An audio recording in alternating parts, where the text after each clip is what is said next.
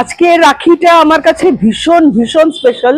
কেন কি আমার নিজের কোনো ভাই নেই। আমরা খুব ছোটবেলায় অনেক ছোটবেলার স্মৃতি মনে পড়ে গেল। আমরা যখন আমাদের নিজেদের তুতো ভাইদের সব রাখি পরাতাম, ভাইফোঁটা দিতাম, সে বহু যুগ আগের কথা। তারপর কেটে গেছে বহু বছর, কাউকে রাখি পরাই না। আজ এত বছর পর মহানগর ফিরিয়ে দিল সেই আবার সেই আনন্দে। আমরা মানে একটা রাখি উৎসব, সবাই মানে ছোট বড় নির্বিশেষে আমরা বড় দাদাকে রাখি পরালাম, ছোট একটা পুচকিকে ভাই মানে ঈশানীর ছেলেকে রাখি পরালাম।